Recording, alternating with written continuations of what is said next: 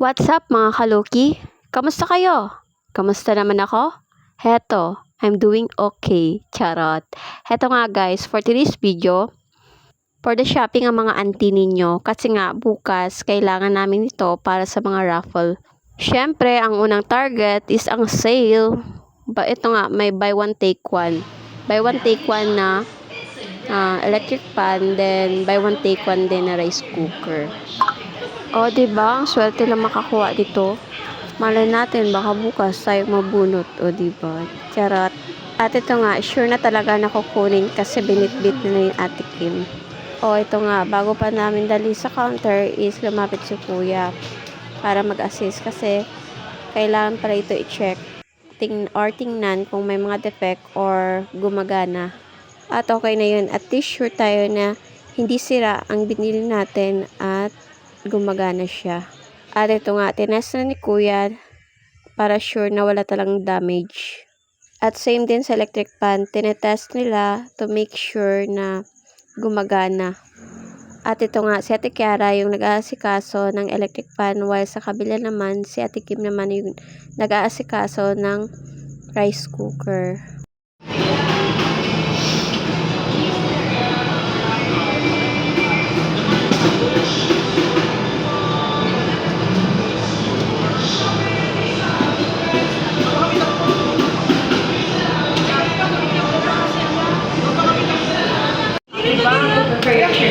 Ang iba. Mga towel, furniture area.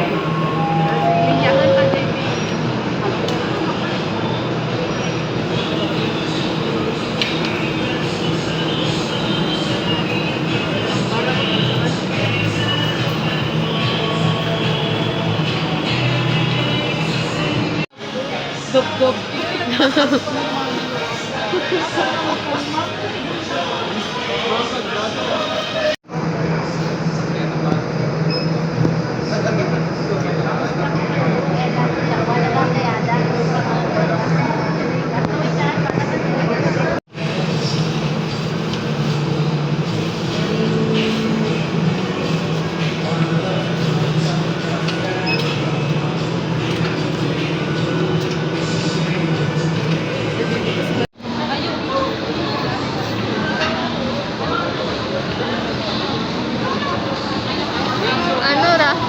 Ano ra?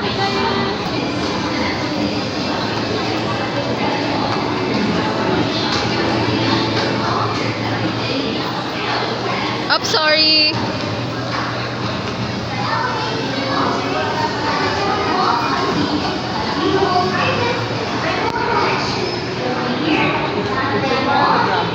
Thank you.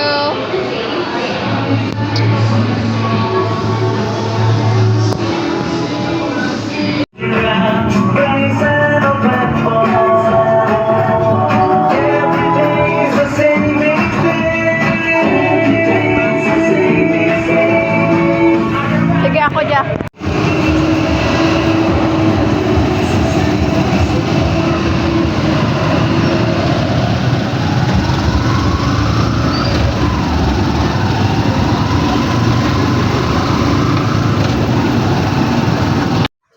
At eto nga, bumalik na kami sa office at ang mga person nag-overtime para mag-pack ng mga gift na ibibigay bukas. Si Ate Kiara yung nagpapack ng mga pamimigay bukas. Ito ay merong bigas, spaghetti na pack, then may mga cheese at saka coke. And the same time, nagka-cover ng raffle para bigay din. At ito nga, tulong-tulong lang kami sa mga gawain para matapos na ito agad kasi kinabukasan na is Christmas party na. So, dapat na matapos.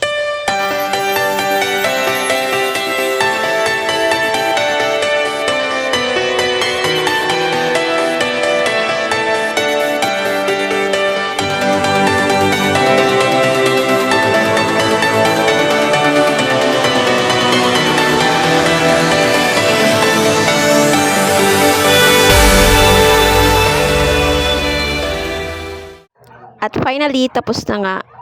Medyo magulo yung office namin, pero okay lang yan. At least natapos na sa pag-wrap. At nakikita nyo kahit saan may mga regalo. Pero okay na to kasi ready na siya para bukas.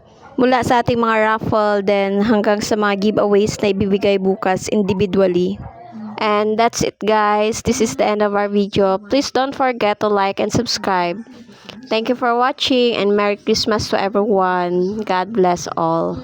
And this is Mabel. Always say, be happy and keep low-key. Bye, guys.